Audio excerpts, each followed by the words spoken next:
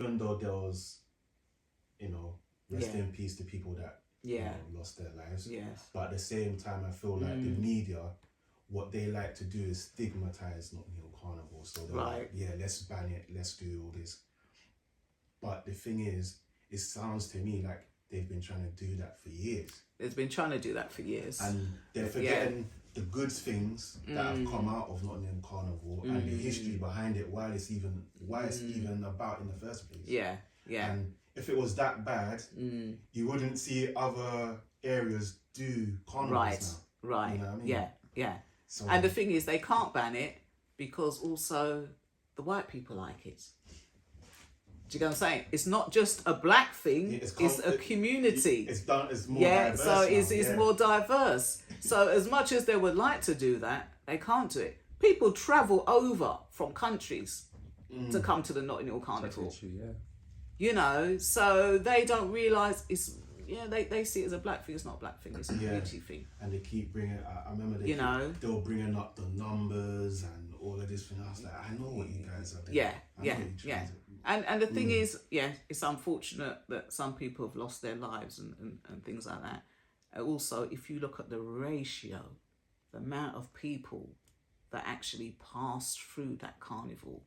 Yeah, this year, the amount of people, the biggest, so, it's not something they can just shut down just like that. Yeah, they need to stop, stigmatizing and then there's another thing they were promoting, Sunday's family day, but Monday's not. So everybody, you want to do what you do, go on a Monday. Come on. This only happens once every year. It's not even like this is a regular thing. Right. This is not like football, rugby or anything like that. Once a year. And like I said, it's a diverse, everybody comes together. This is it. Everybody, even if in their home looking through their window or whatever, people invite the families round. It's a big thing for them. Even if they don't physically want to be down there, they're in their houses looking out. I said, so many people fly over from different countries just to be part of the Notting Hill Carnival. And it's even helping out the businesses. That's right. It's a community thing. It's a community thing. And everybody benefits from it. So good luck in trying to shut that down. Yeah. So going back to your family, obviously, I think I got a message, somebody was a little bit confused saying, how does she have white people, like English people or white in her family, and she's black and she's and she's not mixed race? That sometimes you get certain people who think, well, I thought on him. You get what I'm trying to say? Right. I just wanted to even ask to just speak about your family a bit more in terms of obviously you having English, Irish blood in your family as well. For whatever you want to say, how did it begin? Yeah, how did it begin? Yeah. So my great granddad, was an Irish soldier in the army, and they were, for whatever reason, brought over to Jamaica. And then over a period of time, I don't know why they were in Jamaica, but over a period of time, they was like, right, okay, ready to go back to Ireland. Some of the Irish soldiers went AWOL, didn't want to go back. They had met Jamaican women, wanted to make a life in Jamaica. So one particular man called Kelly, he met a Jamaican woman. They had my great-granddad, who was then mixed race. My dad, and then, he was mixed race. And then that person was now with a Jamaican woman and had my dad. Okay. But there was still connection from the Irish side. So that's how we sort of kept the white side of it. But then what had happened now, throughout the generations now, is so then my dad married a Jamaican woman, and then they had me. So, but now what's happened is that some of the boys in the family, the men, which are the Kellys, they want to keep that going. Yeah. So they've then gone off and married Irish wives. They've had mixed race children. Their children have then gone and married a white person. So literally half the family is now watered down because they want to keep that side. So I can have someone from my generation, but they've branched off and married someone white. Yeah. You know, they've had a mixed race child. That mixed race child has married someone white. So it's literally, and then there's others like, no, we need to keep this black side going. You know, we need to keep it going. So it's literally split. Split So it is literally split. And then throughout the generations where you might have two black families, two black people get together, and then they have like a child that looks mixed race, because it's literally a throwback through the generations. Yeah. You know, and things like that. Even when my son was born, he was like white, blue eyes. I was like, where's this kid come from?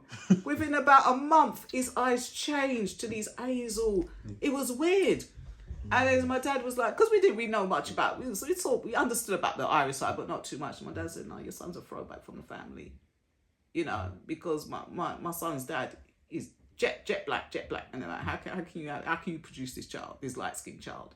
But literally throughout each generation, through the generations, a sort of like a light-skinned child will come about, in spite of both parents being black. It gets past, like it skips one generation. Yeah. It hits another. And this is the thing people don't understand. You know, it sometimes is literally out of your control. Yeah. You know, it's literally out of your control. You know, and one of my nephews, he married an English girl, son's born, blue eyes, blonde hair. When he's going, I was like, who's that? That's my son. He's white. He's got blue eyes, blonde hair. Literally, he's got the mother's genes.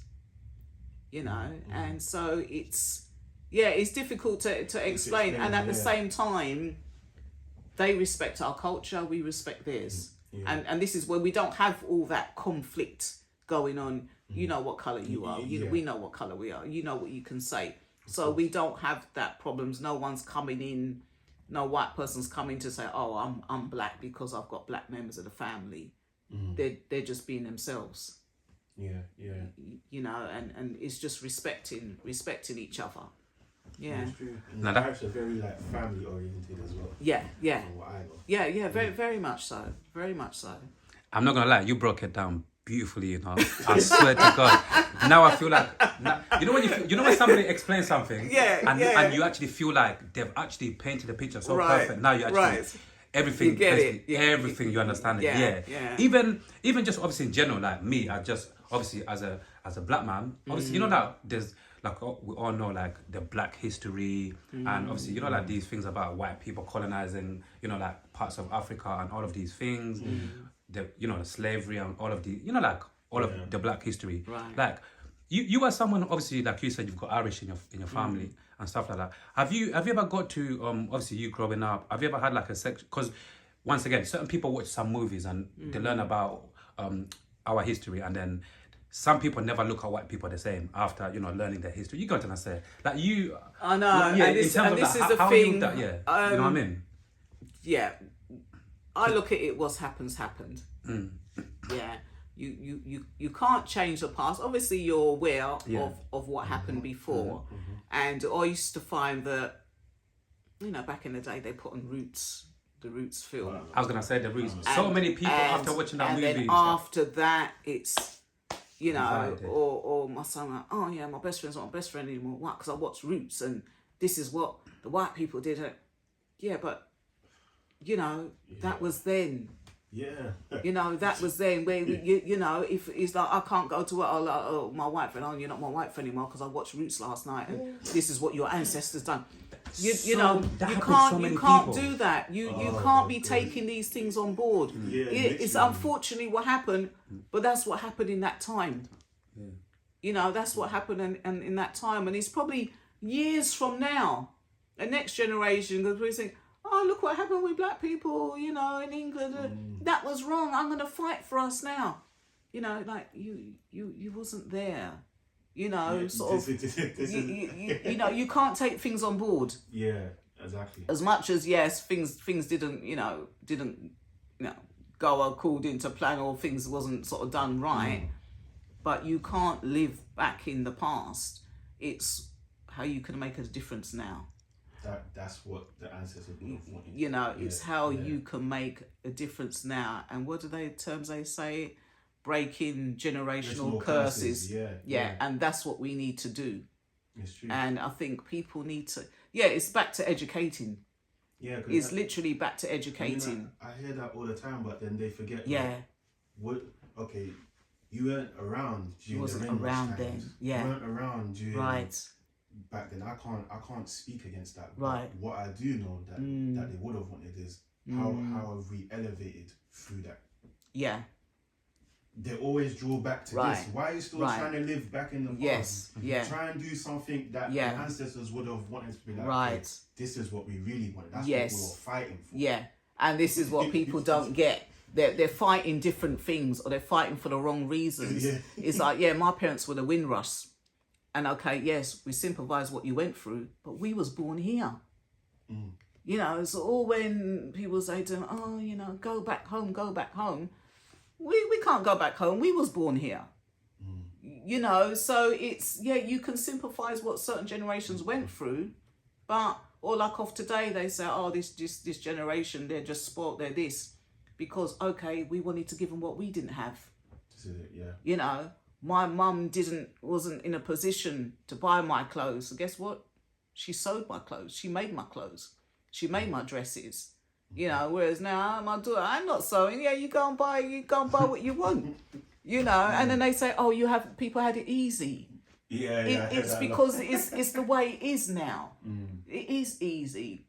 And this is a thing, us as people in this generation, we've lost sight of how easy it is or what privilege we have. Whereas the ones before us didn't have that. But at the same time, that's not the generation we was born into. Yeah, it's true. This is it. You know, my mum goes like, oh, your kids are spoiled. It's like, why shouldn't I have what I want to give them? You know, if I didn't have that, they can have that. But, you know, it's the generation, what I went through, that was that time. It's a different time now. Of course, yeah. You know, and I don't feel that, if at one point, because I struggled, I should put that on my kids. No, it's not. You know, I went through this, so now you have to go through it. I don't believe that. I don't believe that at all. I don't. You know, I believe that on a whole, life is stressful enough just trying to live from day to day. Of course, yeah. You know, without added stresses, you know, put into the mix. And to me, I think if you make your child's life as stress-free as possible, that's how they're going to grow. Not saying that, you know, if I punish you, you're going to have to learn from that. You know how hard things can be. No, because they don't realise it has a different emotional effect on children of today. Yeah, it does. You know, and this is the thing, they mental health has gone through the roof. Yeah, it has. I think the pandemic was also a big cause of it, because that actually made it skyrocket even more. Right. Especially for the younger. Yeah. Which I was surprised about. It did. And a lot of, you know, there's a lot of now social anxiety and things like that, it's taken a different shift now. Yeah. And you have to kind of realise when you're talking to somebody or you approach, how you treat someone one way, you can't treat another person the same way. Yeah. You know, it's like I said, the mental health side of things is a whole new thing now, which we as a whole, we need to look on a lot more. Yeah, because in the beginning, no one really looked on it. And because it came up a lot in sports. Right. With certain figures, they were like, okay, probably we have to really start tapping into this now. Yeah. Start taking this a bit more serious. Yeah. Like when we talk about young kids as well, like mental health, one thing I realised as well is, you see, like us adults, we've already obviously like gone through like life to a certain degree. That's why even during lockdown, a lot of adults said, you know what, even though like people were dying, which obviously that was bad, but in terms of like trying to look at the positives, it's like a lot of people had, you know, that time to stop and to just literally start you know, have time to do certain things, or to even just stop and just think about certain things. Because obviously, like I said, as an adult, usually you're working, you're doing a lot of things. Like flip it to the kids, you know, like when you're young, like you're still developing, and what happens every day when you go out, that's when you become yourself, you're learning about life, all of these things. So I feel like, if I'm making any sense, the reason why a lot of young kids, like through lockdown, like their mental health, like, you know, got a bit worse or whatever, because I feel like, imagine being young, like, and you're forced to stay in one place, and it's like you're going mentally, it's like you're going crazy to a certain degree. Whereas like I said, if the world is open, you're going to school, you're doing this, you're doing that, you're learning, and all of these things. And this is another thing. I mean, I've got a bigger LBC. I was shocked because it even spoke about lockdown, how conditioned people are, and it's saying that children, they go to nursery, they go to school, then they go to secondary school. So a lot of those kids that went to primary school, that was supposed to go on to secondary school, they didn't. So that development that they would have got has gone out the window. And they said at that age, they said kids are like sponge, they just absorb everything. So now the child's mind is conditioned. I'm alone, I'm in this box, I'm not socialising. So all that went out the window. So when lockdown was over now, right, you go to secondary school as normal, you meet new friends and people, and they didn't have that because they've now reverted back. Their brain's gone back to a different way of thinking. So now they struggle. You know, I would say to my daughter, oh, do you meet new friends today? Oh, no, I just sat there by myself. Why? Say hi, hello, my name's so-and-so. Get the conversation. They don't know how to, because that part of development was stopped. You know, so I was shocked. I was like, LBC kind of educating me, but it actually broke it down. Why even you know, people going to college, going to uni, right? They now go out to work. Those that wasn't able to do it now have forced to go into workplace. They don't know how to do that because they're meeting people from all different walks of life. You know, different cultures. You know, whereas a transition, you just go straight from college into work, it's smooth. But now they've had that break. Your brain's taken a whole new development altogether. And your brain starts to adjust. Oh yeah, okay, I kind of like being alone. I kind of like not interacting with anybody. I kind of like not having a conversation. You know, everything's now on the phone. It's all texting. So now you then go into a workplace. Oh, can you write that down? How do you spell it? I don't know. I'm so used to my phone. The phone will spell it all out for me. Now all spelling has gone out the window. People don't physically know how to write anymore. My spelling's terrible. You know, because they've got the phone. But it's what, you know, this is what's happening in today and age. It's all about mobiles. But at the same time, you're using some of your ability. You don't have to think to how to spell a word anymore. You don't have to think how to do maths. You just got your little calculator there. You know, all those life skills that we learned as growing up, handwriting, how to form the letters and all that. That's gone out the window. You know, so COVID has a lot, has done a lot of damage. Has done a lot of damage, And even though, obviously, we've been out of lockdown for a few years now, for a good few years, but you can still see some of those effects still, you know, like...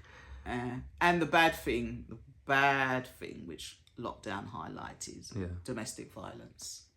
My brother was talking about that not long ago. A lot of that, and the thing is, you know, men or the women went out to work, so they had that period of time, the time away. And they'll come back home in the evening, they'll just stomach each other for a certain period of time. Next day, they've got that gap of hours. Now, they're under each other 24/7. You know, that number of... it skyrocketed. Went through the roof. Now this person's in your face. Now you have nowhere to go. Now you're faced to have a conversation. You don't want to have a conversation. Whereas before, you didn't have to do that. You was out of work all day. By the time you come home, you're tired. That's it. You're gone to bed. Next day, the same thing again.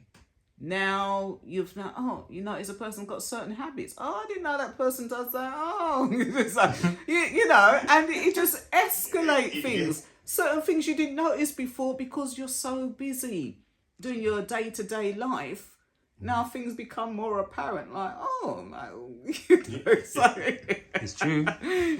You know, so it's I said COVID has got a lot to answer for, but it highlighted things, and it didn't just highlighted domestic violence with women, domestic violence with men.